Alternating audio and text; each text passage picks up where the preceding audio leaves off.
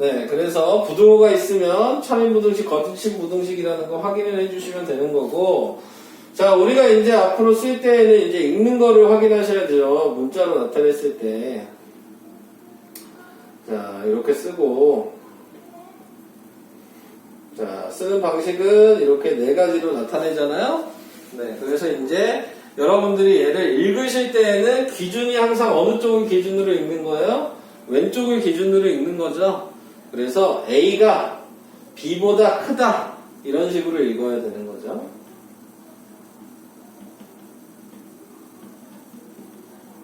자, 이렇게 이제 말을 써주시면 되는데, 자, 밑에 있는 얘는 그러면 A가 B보다 작다. 그 다음에 얘는 A가 B보다 크거나 같다.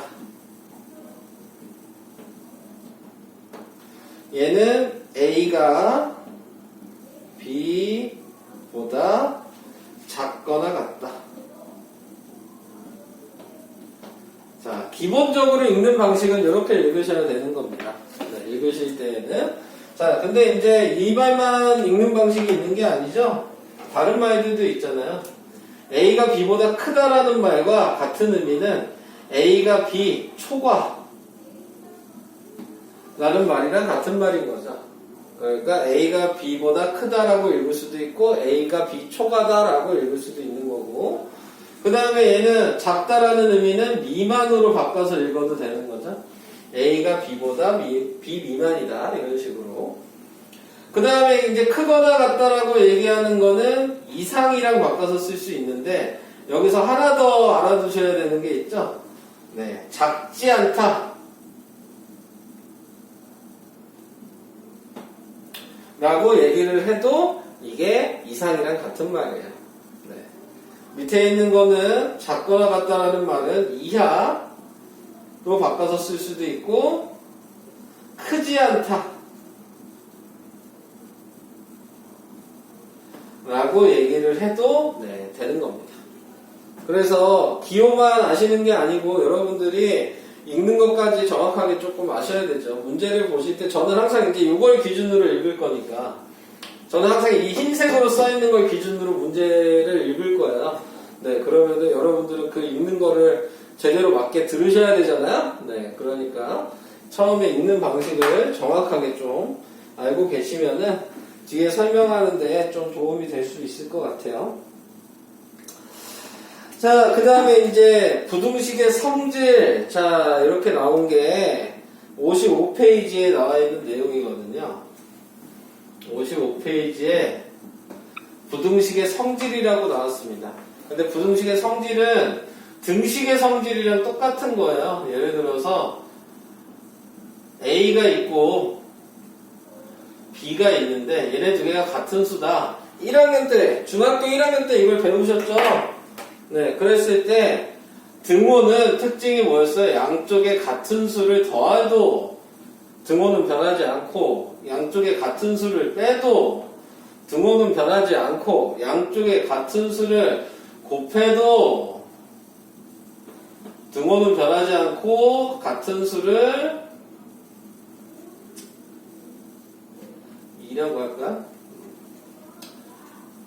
나눠도 등식은 변하지 않는다.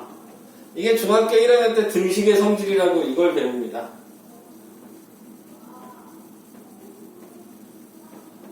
근데 여러분들은 뭘 배우면서 이걸 다 까먹어요? 2항이라는 걸 배우는 순간부터 이걸 생각을 안 하죠. 네, 2항이라는 걸 배우면 이 등식의 성질을 사용할 일이 없거든요.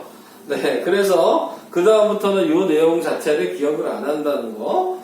근데 이제 등식의 성질을 사용하기 편한 거는 뭐 여러분들도 해보셔서 아시겠지만 분수나 소수가 나올 때 사용하기가 편해요.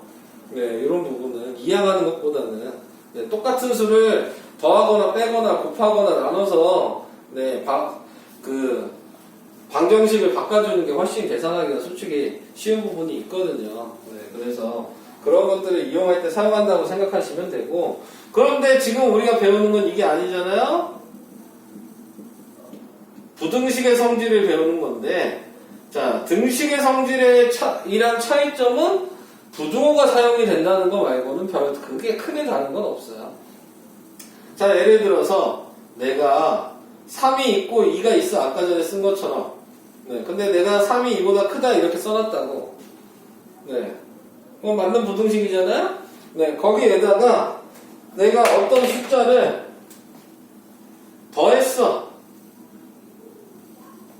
그렇다고 해서 부등호가 바뀌냐? 네, 안 바뀐다고요. 네. 어떤 숫자를 뺐어. 그래도 부등호는 바뀌지 않아요. 네, 근데 이제 얘기할 거는 어떤 숫자를 곱하거나 어떤 숫자를 나눴을 때 이때가 이제 중요한 거야. 어떤 숫자를 곱하거나 나눴을 때. 자, 이때 예를 들어서 내가 곱하는 수를 양수, 예를 들어 내가 3을 곱했어. C가 3이야. 자, 그럼 얘한테 3을 곱하면 9죠. 얘한테 3을 곱하면 6이잖아요. 부등호 방향은 안 바뀐단 말이죠. 네, 근데 문제는 내가 C를 마이너스 3이라고 생각한다고. 자, 그럼 마이너스 3을 곱하면 마이너스 9고 마이너스 3을 곱하면 얘는 마이너스 6이잖아요. 그러면은 보시면 아시겠지만 마이너스 9랑 마이너스 6에 누가 더 크냐라고 얘기하면 마이너스 6이 더 크단 말이에요. 여기서 제일 중요한 내용은 이거예요. 부등식에서는 음수를 곱하거나 나누었을 때에는 부등호 방향이 바뀝니다. 네. 이해되시나요? 이게 이제 가장 중요한 얘기라고 생각하시면 되는 거예요. 네, 그래서 부등식에서는 이것만 유의를 하시면 솔직히 어려운 문제는 없습니다. 근데 이제 이게 처음 배우다 보면은 은근히 여러분들을 헷갈리게 할 수 있는 부분이어서 이걸 기준으로 네, 이제 제가 밑에 있는 문제를 풀어볼 수 있도록 할게요.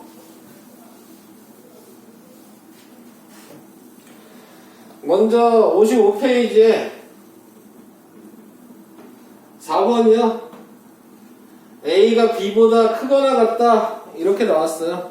근데 1번을 보시면 그냥 전 문제 안 쓸게요. 오래 걸리니까. 자, 1번을 보시면 뭐 했어요? 양쪽에 2 더했죠. 부등호 방향이 바뀐다 그랬어요? 안 바뀌잖아요. 네, 더하거나 뺐을 때 절대 부등호 방향이 바뀌지 않아요. 네, 그러니까는 1번 답은 그대로 부등호가 있는 거죠. 2번은 얘한테가 뭐 했어? 빼기 4를 했죠? 양쪽에. 안 바뀐다고요. 그러니까 2번 답도 이렇게 되는 거죠. 근데 이제 3번. 3번은 얘한테다 뭐 한 거예요? 지금 마이너스 3을 곱했잖아요. 여기서 이제 조심해 주셔야 될 게 이제 생기는 거예요. 자, 여기다 써놓을게요. A가 B가 이렇게 됐는데 여기에다가 내가 마이너스 3을 곱한 거라고. 네, 이렇게. 근데 중요한 건 뭐냐면요. 둘 다가 기준이 아니야. 기준은 두 개가 기준이 아니고 이 마이너스가 곱해진 건 얘만 확인하는 거야. 어차피 둘 다 곱할 거지만. 네. 근데 확인을 해야 되는 건 이 왼쪽에 있는 애가 곱해졌냐 곱해지지 않았냐를 확인하시기만 하면 돼요. 네. 그거에 따라서 방향이 바뀌는 겁니다. 자, 그래서 마이너스 3을 곱하면 마이너스 3a 마이너스 3b가 됐는데 얘가 지금 음수가 곱해졌으니까 부등호 방향을 바꾼다고 생각하시는 거예요. 이런 식으로. 네. 자, 기준은 왼쪽이에요. 아까 읽을 때도 왼쪽을 기준으로 읽었죠? 그게 다 의미가 있는 겁니다. 자, 그래서 지금 얘는 부등호 방향이 바뀌었어요. 3번은. 자, 4번은 5분의 A, 5분의 B잖아요. 네, 양수를 곱했죠? 얘한테다가 전체적으로 5를 곱한 거니까, 5분의 1을 곱한 거니까. 그러니까 부등호 방향이 바뀌지 않아요. 이런 식으로 확인을 해주시면 되는 겁니다. 네, 음수가 곱해지거나 나눠질 때만 부등호 방향이 바뀐다.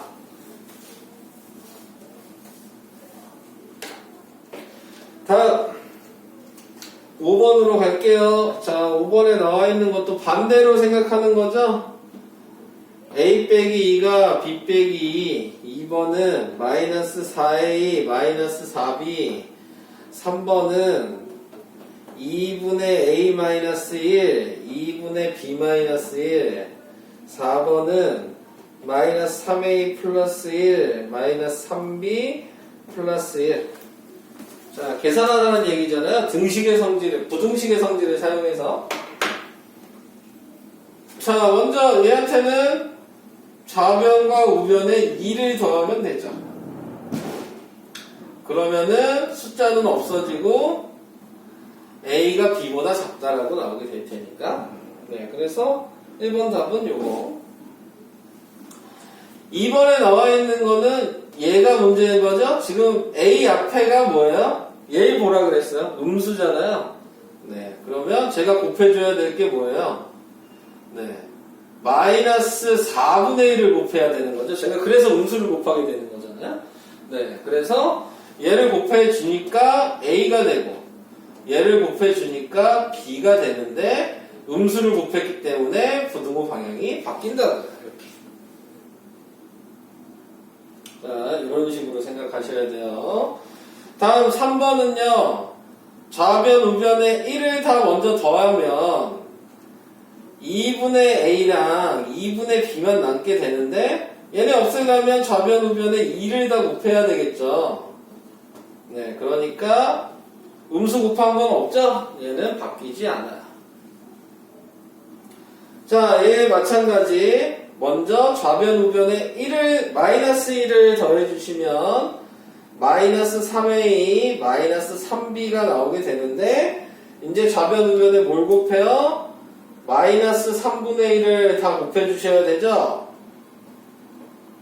그러니까 a랑 b가 남게 되는데 음수를 곱했잖아요? 그러니까 얘는 부등호 방향이 바뀐다. 여러분들이 확인하셔야 될 거는 이렇게 음수를 곱했냐 양수를 곱했냐에 대한 걸 계속적으로 확인을 해주시면 된다 라는 게 55페이지까지 내용이었고요. 네. 한 장 넘겨볼까요? 한 장 넘겨보시면 네.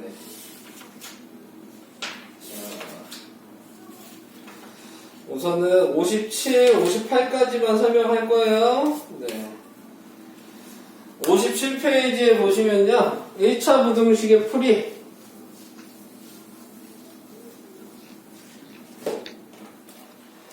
자, 1차 부등식이라고 얘기했네요. 자, 1차 부등식의 풀이는 방정식이랑 뭐 차이는 없어요. 네. 등식의 성질을 배우셨으면 그 다음에 중학교 때처럼 2항을 하시면 되거든요. 네, 계산하는 거는. 그러니까 2항하는 거는 뭐 변하지 않습니다. 근데 이제 의미를 생각하시면 1차 방정식을 생각해 보시면 부등식이라는 건 아까 얘기한 이상, 이하, 초과, 미만 그냥 요 얘기고요. 1차라는 얘기가 붙은 게 미지수인 거죠. 그래서 이게 X거잖아요. 네, 1차라는 말이. 그러니까 X가 있는 부등식. 네, 이렇게 생각하시면 이게 1차 부등식이 되는 거고요. 자, 기본적으로, 자, 부등식이랑 1차 방정식이랑의 차이는요, 방정식은 X값이 딱 이렇게 하나가 나왔었죠, 1학년 때. 네, 근데 부등식은 반대로 X값이 무수히 많은 거예요. 왜냐면 범위이기 때문에 그 범위 안에 있는 값이 다 답이거든요, 해거든요. 그러니까는 차이는 해가 무수히 좀 많게 나오게 된다는 거. 네, 답을 계산을 하실 때. 근데 계산하는 방법이야. 똑같으니까 그냥 빨리 하고 갈게요. 1번에 1번 5x 플러스 1 마이너스 1 얘가 1차 부등식이냐 생각하시면은 뭐 x 있고 부등호 있으면은 무조건 1차 부등식입니다.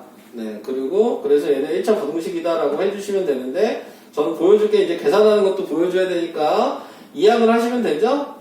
좌변에는 x가 있게 우변에는 숫자가 있게 그래서 x는 마이너스 5분의 2보다 크다 이런 식으로 식은 정리를 계산을 방정식이랑 똑같이 계산하시면 되는 거예요. 근데 여기서 또 차이도 있어요. 얘 가지고 설명을 좀 많이 할게요. 얘를 보고 이제 수직선에 표시를 해야 되거든요. 자, 수직선에 표시를 하면요. 지금 기준을 좀 정해보면 여기가 0이고 여기가 1이고 여기가 마이너스 1이야.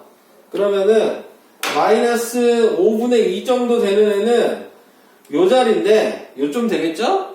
네. 근데 지금 확인할 수 있는 게 얘를 보고 수직선에 나타내야 되니까 얘 부등호를 먼저 보는 거예요. 수직선의 그림을 그리실 때에는 얘 부등호를 봤을 때 같다가 있는지 없는지, 지금 이렇게 같다가 있는지 없는지 요걸 먼저 구분하시면 돼요. 같다가 있으면 점을 수직선에 찍을 때 진한 점으로 찍으면 되고요.